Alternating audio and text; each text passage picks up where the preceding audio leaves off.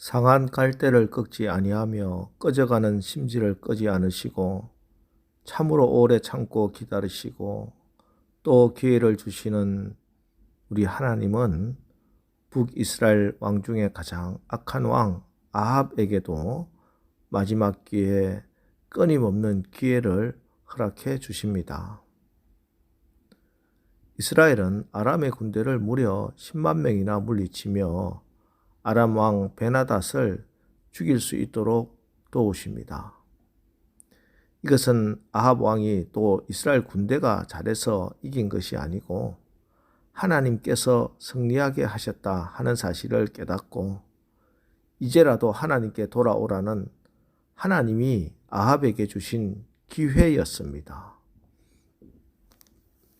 그렇기 때문에 이제 하나님의 뜻대로 아람의 마지막 잔당들을 박멸하고 베나닷의 목을 베어서 하나님께 영광을 돌려야 했습니다. 그러나 그는 아람 왕 베나닷의 달콤한 협상을 받아들이고 베나닷을 풀어줍니다. 하나님께서 이루신 일들을 자기가 모두 가로챈 것이며 하나님의 영광을 도적질한 것입니다. 그래서 하나님은 한 선지자를 통해 아합 왕에게 베나닷의 죽음을 아합 자신에게 돌리시겠다 이렇게 말씀합니다. 그리고 그 후에 1절 그 후에 이 일이 있으니라 이스라엘 사람 나봇에게 이스라엘에 포도원이 있어 사마리아의 왕 아합의 왕궁에서 가깝더니 아합 왕은 자신이 하나님께 순종하지 못한 죄에 대하여 한 선지자에 의하여 심판을 예언받았지만 회개하기는커녕 그 일 후에 또다시 하나님의 심판을 자초합니다. 그것은 이스라엘에 있는 나봇의 포도원에서 일어납니다. 아합이 자기의 왕궁 곁에서 포도원을 하고 있는 나봇의 포도원을 너무너무 가지고 싶어졌습니다. 왕이니까 더 많은 토지와 굉장히 많은 땅과 가수원을 가지고 있을 텐데 그럼에도 불구하고 자기 눈에 보이는 그 땅이 좋아 보였습니다. 그래서 나름대로 합리적인 제안을 하고 있습니다. 먼저 땅과 땅을 맞바꾸자. 그리고 만약 그게 싫으면 아예 돈을 줄 테니 팔라 이렇게 말합니다. 우리가 언뜻 보기에는 이건 굉장히 합리적인 제안입니다. 일단 왕이 원하고 있고 왕이 빼앗아가는 것이 아니라 합리적인 값을 쳐줄 테니까 땅을 팔라고 하니 뭐 돈 받고 팔면 되지 않겠느냐라고 생각할 수 있습니다. 하지만 나봇은 달랐습니다. 3절입니다. 나봇이 아합에게 말하되 내 조상의 유산을 왕에게 주기를 여호와께서 금하실지로다 하니 나봇이 이 제안을 이렇게 단호하게 거절한 이유는 레위기 25장에 나오는 하나님의 계명 때문입니다. 여호와께서 금하신다.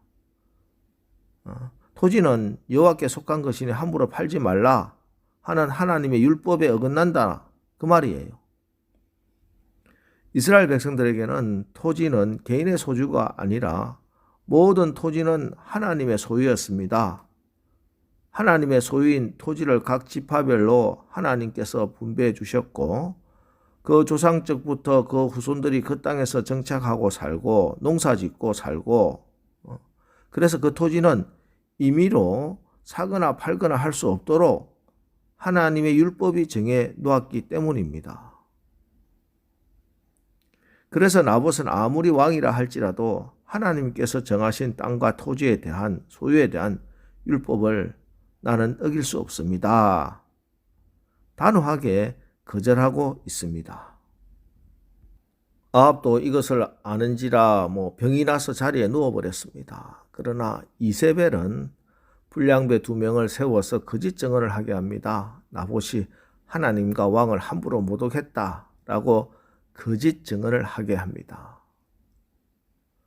하나님의 이름을 함부로 모독했다. 그것은 십계명 제3계명을 어긴 돌에 맞아 죽을 죄입니다. 그래서 백성들이 나봇을 돌로 쳐 죽입니다. 그런데 사실 나봇은 결단코 하나님과 왕을 모독한 적이 없습니다. 아니 오히려 목숨을 걸고 하나님의 말씀을 지킨 사람입니다. 나봇은 의를 위하여 살았건만 그 결과는 악녀 이세벨의 강교한 술책으로 억울한 누명을 쓰고 자기의 이웃들에게 공개적으로 돌에 맞아 죽은 것입니다. 십계명 제3계명은 내 하나님 여호와의 이름을 망령되게 부르지 말라는 계명입니다. 여기서 망령되게라는 말은 히브리어 샤브로 거짓되게라는 말입니다. 자, 그러면은 누가 하나님의 이름을 망령되게, 거짓되게, 샤브하게 했습니까? 자기 임의대로, 나의 유익대로 하나님의 이름을 함부로 갖다 붙이는 이 아합과 이세벨이 하고 있는 이것이 하나님의 이름을 망령되게 하는 것입니다. 반면에 나봇은 하나님의 이름에 명예가 걸려있는 율법을 지키기 위해서 목숨을 내놓은 의인입니다. 여기서 우리는 내가 매일 드리는 주기도문에서 하나님의 이름이 거룩히 여김을 받게 하옵소서 기도한다는 것의 의미를 다시 한번 생각하게 됩니다. 그것은 나의 유익을 위해서 하나님의 이름을 여기도 갖다 붙이고 저기도 갖다 붙이는 그런 거짓된 믿음이 아니라 우리 각자의 삶을 통해 우리 교회 공동체에 사는 모습을 통해 하나님의 하나님 되심을 나타내는 것입니다. 진실된 삶, 소금과 빛이 되기 위해서 어떤 때는 내가 손해를 보고 핍박을 받고 심지어 목숨을 잃어버린다 하더라도 하나님의 이름의 명예를 위해서 기꺼이 그것을 감당하겠다 하는 결단입니다. 오늘 나봇은 거룩하신 여호와 하나님의 이름을 망령되이 거짓되게 샤브하게 하지 않기 위해서 돌에 맞아 죽으면서까지 하나님의 말씀 레위기 25장 말씀 붙들고 돌에 맞아 죽어갔습니다. 그러나 그는 죽었으나 그 믿음으로 지금도 하나님의 이름을 망령되게 하지 않고 하나님의 이름이 거룩히 여김 받게 하는 것이 무엇인지 증언하고 있습니다. 우리 주님은 의를 위하여 핍박을 받는 자는 복이 있나니 천국이 저들의 것임이라고 말씀하셨습니다. 사실 예수님을 제대로 믿는 사람들에게는 핍박이 따르게 되어 있습니다. 주님을 믿고 그분의 가르침대로 살면서 어떤 박해도 없고 전혀 불편함을 느끼지 못한다면은 지금 내가 바른 신앙을 하고 있는지 한번 의심해 봐야 합니다. 오늘 나봇처럼 목숨을 내놓는 극한 상황은 아니더라도 지금도 마찬가지입니다. 지금 우리 주변에는 정말 하나님의 말씀을 붙들고 지키며 살아가는 사람들이 드문 세대를 살고 있습니다. 말씀대로 살려고 하는 사람은 어리석은 사람이라고 놀림받기가 쉽습니다.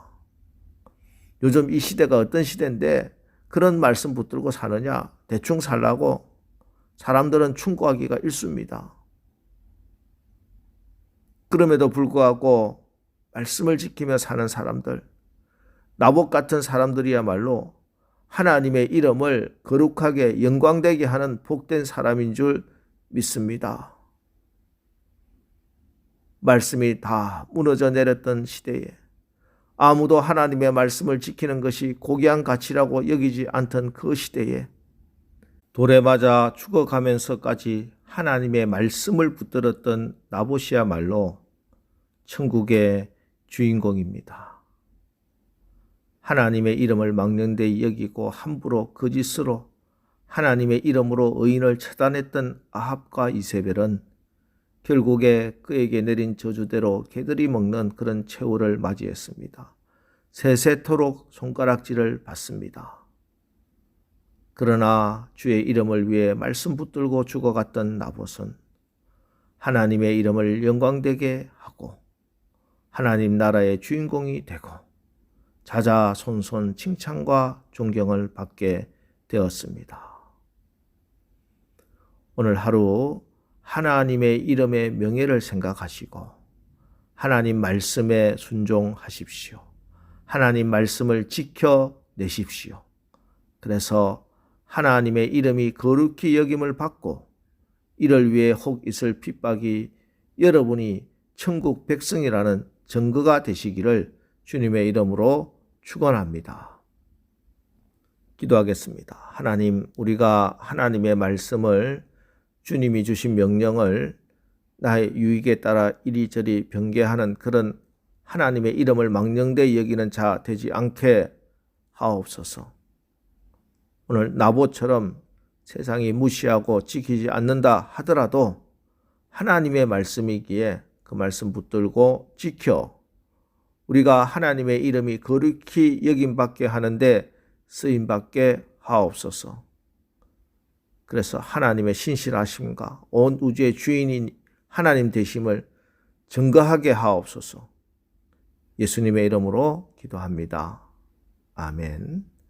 자, 이제 주여, 우리가 말씀을 지켜 하나님의 이름을 거룩히 여김받게 하는 그런 오늘 하루 믿음의 삶으로 하나님께 영광을 돌리게 하옵소서. 오늘 말씀을 붙들고 우리 합심해서 기도하고 나가겠습니다. 우리 기도하겠습니다.